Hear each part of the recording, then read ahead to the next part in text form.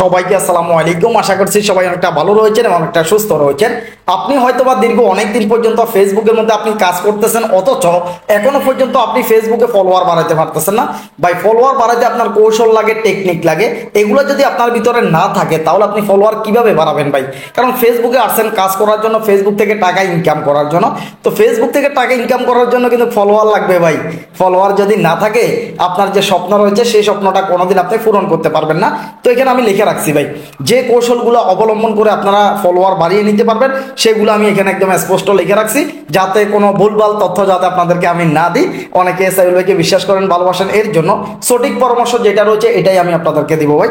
আসেন, প্রথমত যারা ফলোয়ার বাড়াতে চাচ্ছেন খুব তাড়াতাড়ি, যারা মনে করতেছেন যে 1 বছরের মধ্যে 10-20 হাজার ফলোয়ার লাগলে হলেও হবে, তারা ভিডিওটা না দেখলেও চলবে। আর যারা মনে করেন যে মাত্র 5 থেকে 10 দিনের মধ্যে আপনি 20-30 হাজার ফলোয়ার পেতে চান, তাহলে আমার কথাগুলো একটু মনোযোগ সহকারে শুনবেন। নাম্বার ওয়ান হচ্ছে ভাইরাল টপিক। ভাই, বাংলাদেশে এমন কোনো ভাইরাল নিউজ নাই যেটা 2 দিন পরে পরে হয় না। আপনি দেখবেন বাংলাদেশে অনেকগুলো ভাইরাল টপিক রয়েছে, অনেকগুলো ভাইরাল নিউজ রয়েছে যেটা প্রতি 2 দিন পরে পরে হয় ভাই। মানে 2 দিন পরে পরে একটা একটা ভাইরাল টপিক আপনি পাবেনই।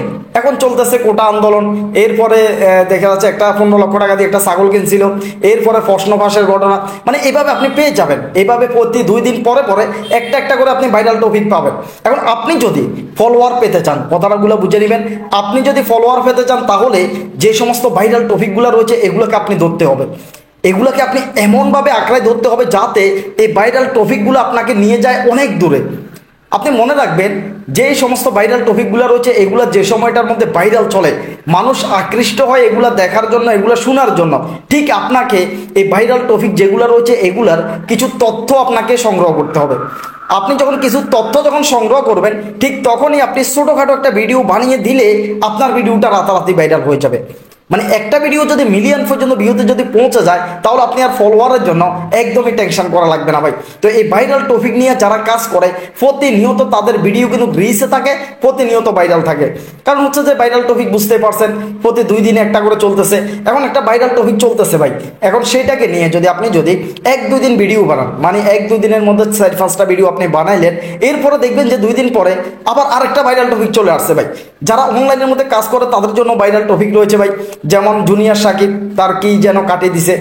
জুনিয়র সাকিব, এটা অনেকে জানেন, অনেকে নিউজটা দেখছেন, তার কি যেন কাইটা ফেলাইছে তার বই। এরপরে রয়েছে ইসমাইল ভাই, যিনি ফেসবুকের মধ্যে ভিডিও বানায়। ইসমাইল ভাইটা সত্যি অনেকটা দুঃখজনক, কারণ ইসমাইল ভাইকে ফাঁসানো হয়েছে। ইসমাইল ভাইয়ের নামে একটা মামলা হয়েছে। ইসমাইল ভাই ফেসবুকের মধ্যে অনেক পপুলার একজন মানুষ, যাতে তিনি টাকা পয়সা ইনকাম করতেছে বা তার অনেক টাকা হয়ে গেছে, তার নাম ডাক হয়ে গেছে। এখন কোত্থেকে কোন মেয়ে এসে তাকে ফাঁসিয়ে দিয়েছে, সে মেয়েটা হয়তো বা চাইছিল ইসমাইল ভাইয়ের নামে একটা বদনাম তুলে তার কাছে হয়তো বা বিয়ে বসার জন্য।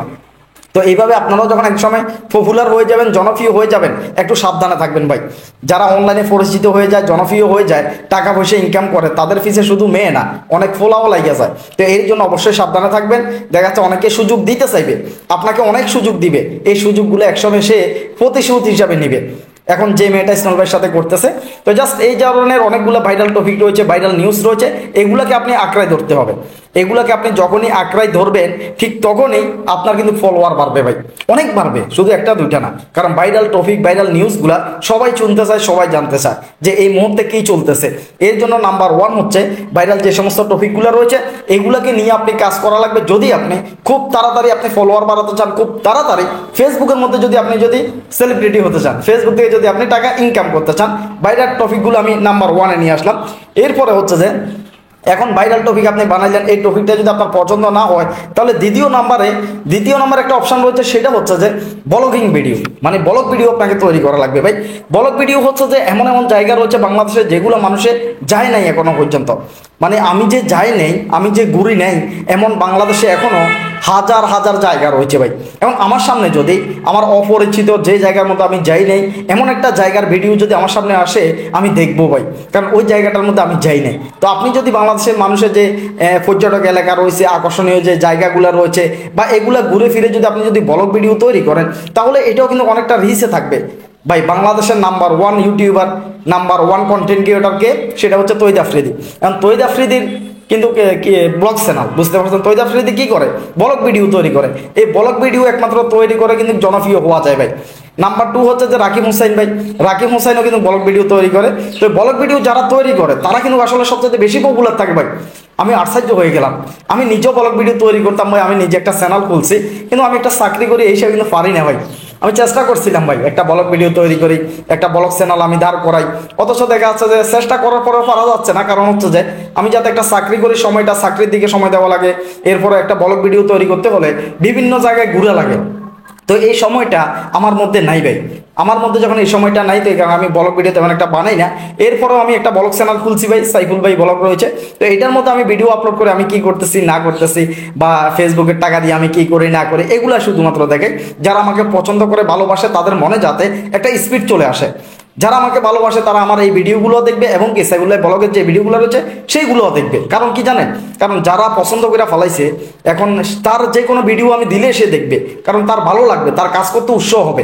তো এর জন্য আমি একটা ব্লগ চ্যানেল তৈরি করছি, সেই ব্লগ চ্যানেলের মধ্যে মোটামুটি ব্লগ ভিডিওগুলো আপলোড করি। এরপরে আসেন 3 নম্বরে হচ্ছে যে ইমোশনাল ভিডিওগুলো। আপনারা দেখবেন ইমোশনাল ভিডিওগুলো কিন্তু একটু বেশি ভাইরাল হয় ভাই। এখন আপনি ইমোশনাল একটা ব্যাকগ্রাউন্ড মিউজিক দিয়ে আপনি যখন 2-4টা কথা বলবেন, মাকে নিয়ে বলবেন, বাবাকে নিয়ে বলবেন, কোনো প্রেমিকাকে নিয়ে বলবেন, মানে ইমোশনালভাবে বলবেন। এখন যেভাবে সাইফুল ভাই একেবারে কথা বলতেছি, এইভাবে কথা বললে সেই কথাগুলো কিন্তু ইমোশনাল হয় না।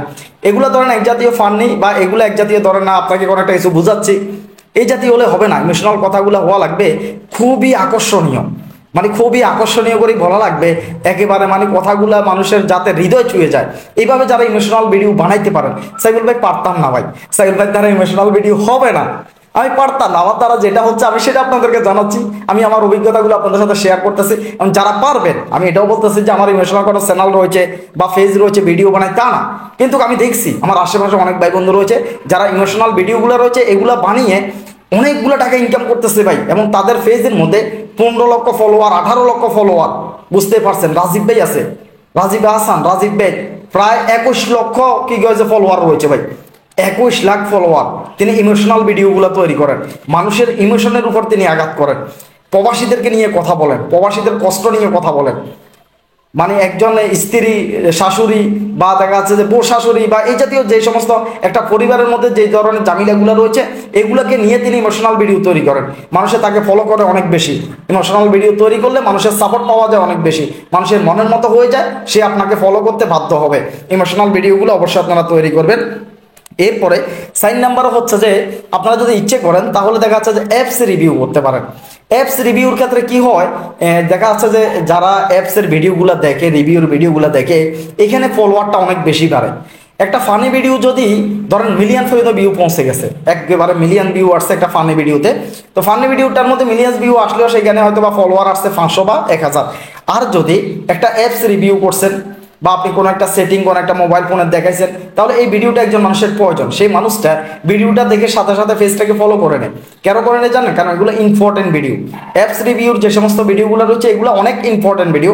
একটা অ্যাপস রিভিউর ভিডিও যদি আপনার যদি মিলিয়ন পর্যন্ত যদি আপনি পৌঁছাইতে পারেন, তাহলে দেখা যাচ্ছে যে আপনার একটা ভিডিও থেকে আপনার 2-3 লক্ষ ফলোয়ার অটোমেটিক চলে আসবে। কারণ এগুলো ইম্পর্টেন্ট ভিডিও, এগুলো দেখে মানুষে একটা ফেসকে ফলো করে।